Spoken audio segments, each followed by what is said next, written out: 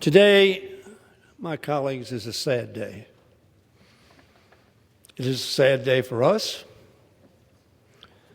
It's a sad day for this institution. And it is a sad day for America. We have lost a wonderful human being, a good and decent human being, a human being who made a difference for this institution, for all of us who knew him, were his friend, for his constituents, and for all Americans. All of us in this House lost a respected colleague. Many of us lost a dear, long-time, good friend. He came in '96 to this body, and every time I ran for a leadership position, my friend Elijah Cummings nominated me. The passing this morning of Chairman Elijah Cummings of the Committee on Oversight and Reform was a painful shock to all who have served with him. More, of course, to his family. Dr. Rocky Moore Cummings, his wife, his children, his 3 children. Elijah was a prophet of God whose name means, "My God is the Lord." Elijah Cummings was true to his name. He was a leader for our country, for our state of Maryland, and we have the members, including our favorite daughter. He was a leader for our state. He was a leader like our brother John Lewis for principle, for comedy, for civility. He was a quiet man who did not seek the limelight, but he was not afraid to step out into the arena and fight hard for the causes in which he believed strongly. And as all of us know, those causes were justice, equality, opportunity, civil rights, education, children. He liked to say that children are the message we send to a future that we will never see.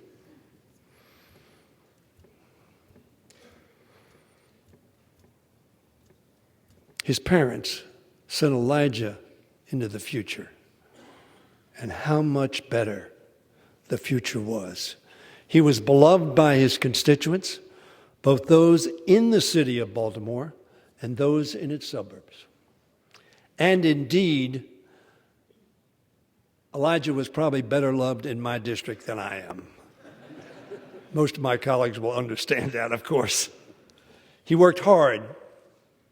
Even in his final days, the speaker is going to speak, and I'm sure she will say something about a telephone call she had with him just days ago, doing the people's business.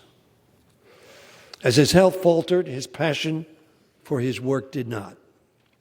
In the days ahead, we will have many opportunities, of course, to speak about our friend Elijah, about his passion for service, his many contributions to Maryland and our nation, and his deep convictions as a moral leader and a man of decency and love for his neighbor.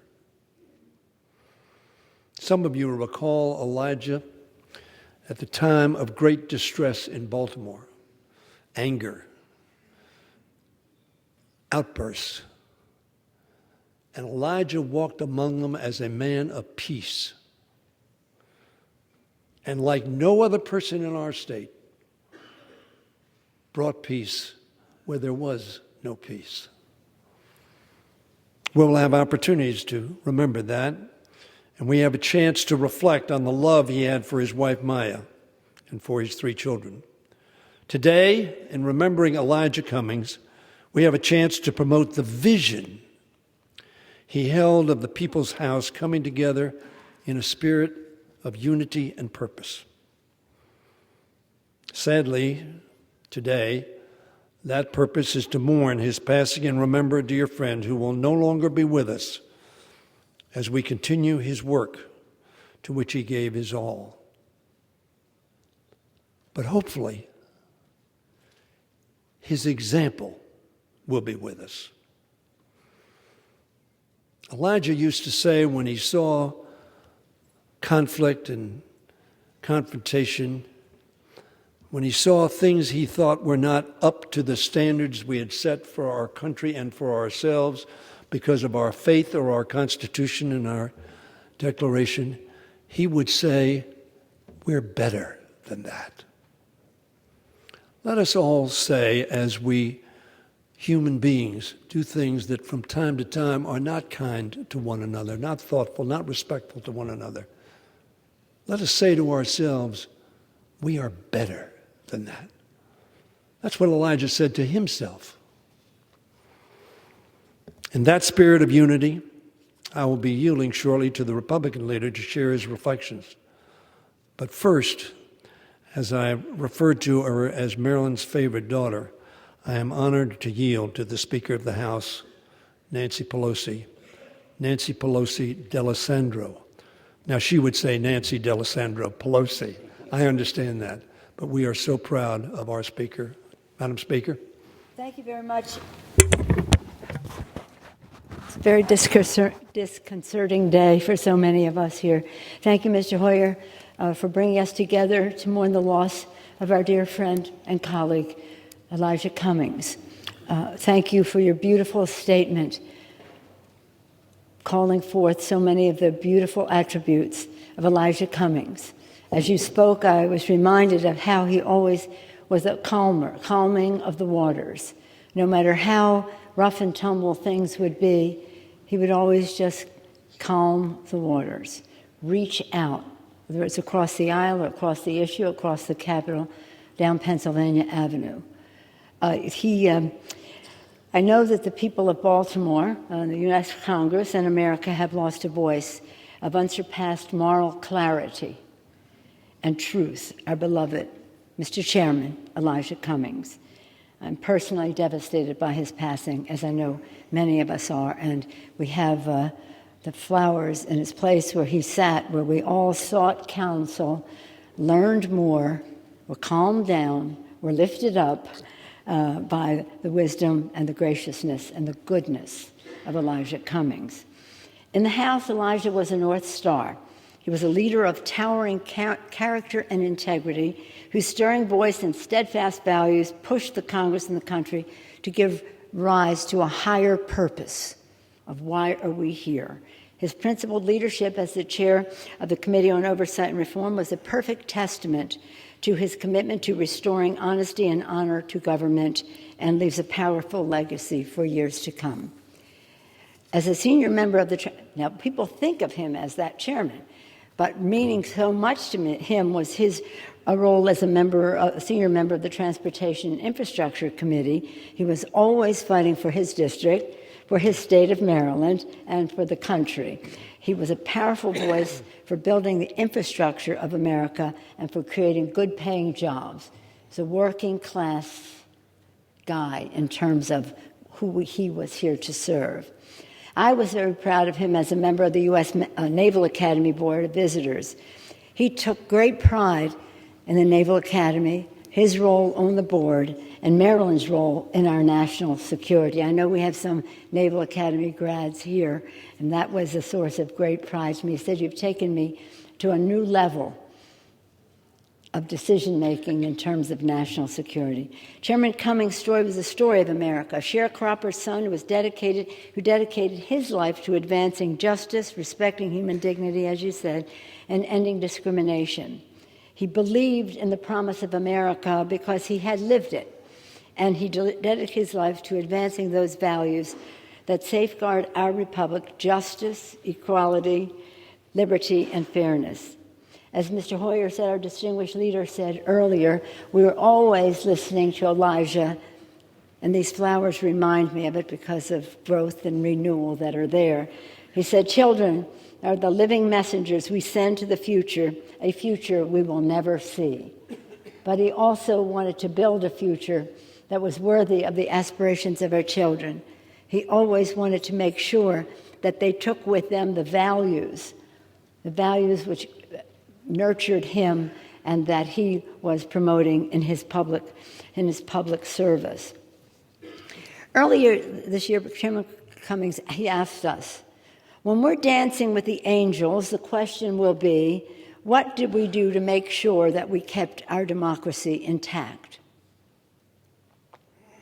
He's now with the angels, out of pain. Maya said this morning he fought the fight right up until the end, and those of us who communicated with him, I didn't know he was this close. I thought he was coming back in a few weeks. But our members, I want to say to our Republican colleagues, we had a conference call on Friday, this past Friday, not a full week ago, in which Elijah, as always, passionate about what he believed in, dispassionate in how he conveyed a plan for how we would go forward with fairness, with justice, with dignity, worthy of the oath of office that we take to the Constitution, worthy of the vision of our founders, establishing this institution, and worthy, again, of the aspirations of our children. His words, messengers to a future we will never see. His leadership made a difference in strengthening our democracy. Again, during difficult times, let us draw strength from his righteous words that the leader has been reminding us of all day. We are better than this. We are better than this. In the Congress, we'll miss his wisdom, his dignity, the brilliance of his mind, the kindness of his heart, the friendship that meant so much to us and that we could all call upon. In Baltimore, we will miss him as a champion. May it be a comfort to his wife, Maya, whom I conveyed the good wishes of the Congress, to whom I conveyed the good wishes of the Congress this morning. May it be a comfort to Maya, to his 3 children, and Chairman Cummings' entire family. And I want to add to that his dedicated and devoted staff in every capacity, as a member, as a chairman, as a member of a committee, whom he just treated with such fairness and respect, to his staff, too. May it be a comfort to them all that so many mourn their loss and are praying for them at this sad time. And may he always be inside of our hearts as we make decisions about our responsibilities and how we will be accountable when we are dancing with the angels. God bless you, darling Elijah. We all love you. We miss you. But we'll never forget you, and your legacy will live in the Congress of the United States, in this House of Representatives. Pleased to yield back, sadly. Thank you very much, Madam Speaker, for your remarks. I know Elijah felt very strongly about you and his support of you and your leadership, and how proud he was that you were from the city of Baltimore, that he loved so greatly. That's right. And now I'm privileged to yield to the minority leader, another good friend of Elijah's, my friend, Mr. McCarthy from California. I thank my friend for yielding. I thank him for his words, and I thank the Speaker. We lost more than just a member of Congress when we lost Elijah Cummings. As the Speaker spoke of his life, she talked about him bringing calmness. I want you to reflect for one moment. When have you ever served in this body that we've been this calm and this quiet and this reflective? Elijah's work is still good with us right now. Chairman Cummings had an enormous presence. There's many times he'd be an adversary. He was a respected adversary because he was tough. He had such a presence on this side of the aisle an impression that when we would sit inside our steering committee, and maybe I'm breaking a rule, we're never supposed to talk about what we say in there. When we would select a chair or a ranking member, this is the one committee we weighed who we went against. And every time we spoke of selecting an individual that can rise to the occasion, to be in debate with him, we would look for somebody that was strong.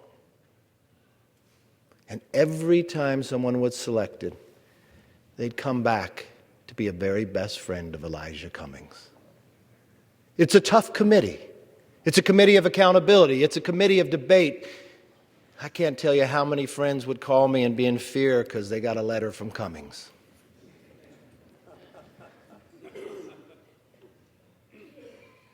But he was a man of fairness. You don't know this because in committees at times you have these debates, but when you're sitting as a chair and a ranking member, what we would talk about are Elijah would share with us the life lessons. You know what he would say privately to the chair or the ranking member on the other side? What he would say to Jim Jordan? What he would say to Trey Gowdy? Trey shared with me today. They never stopped talking even though he left Congress. Jim Jordan shared with me today that he was talking to Elijah just last week about committee business.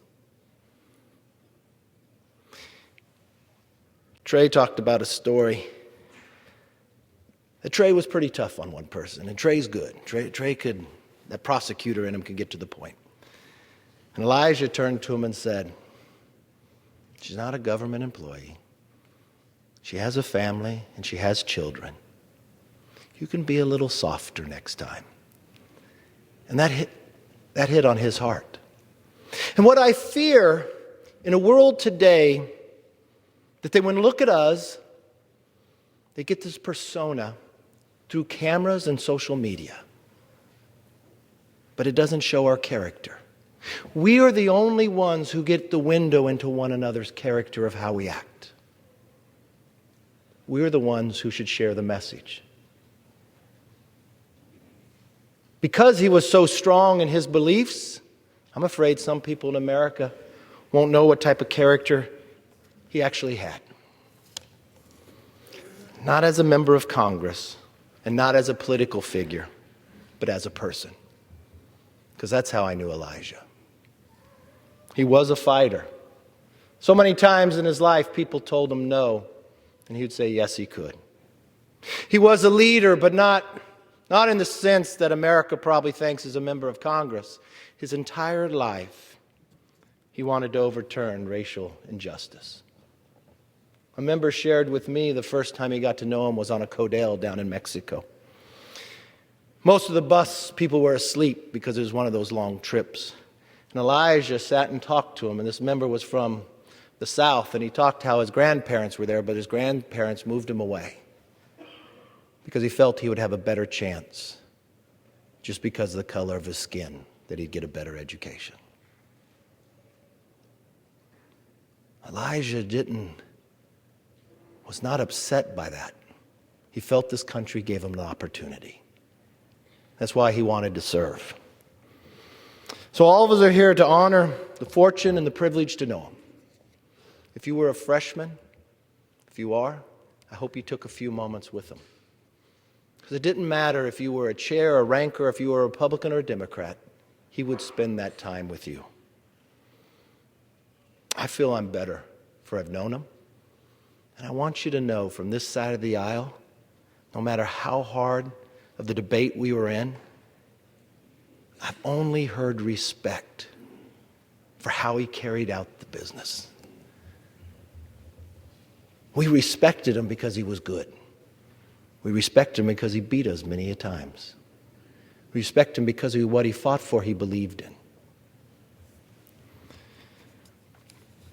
Our deepest prayers go to Maya, because in those life lessons and in that window that we get to see, it's not the easiest to have a family in these jobs.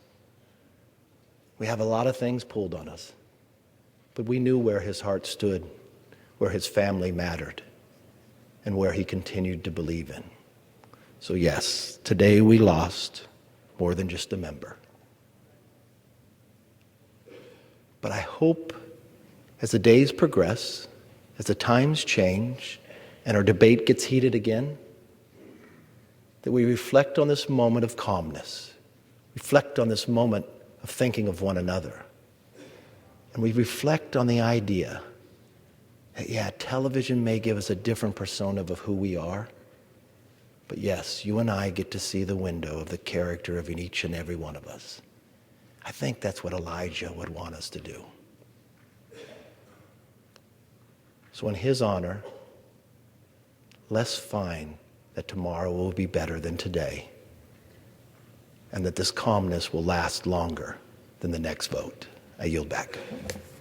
I thank the gentleman for his remarks. In that spirit, Mr. Speaker, I will ask for a moment of silence. But before I do that, let me mirror the remarks of the leader on the other side of the aisle. A moment of silence will not be enough to respect the life of Elijah Cummings. What will be enough is if we follow his example for a lifetime, not for a moment, but for a lifetime. If we give one another the respect that he would give to us, if we give one another the consideration that the leader indicated that he gave to him. So, Mr. Speaker, I will ask that we stand for a moment of silence and a lifetime of following an example. The chair asks that all members to please rise for a moment of silence in remembrance of our good friend and colleague, the Honorable Chairman Elijah E. Cummings.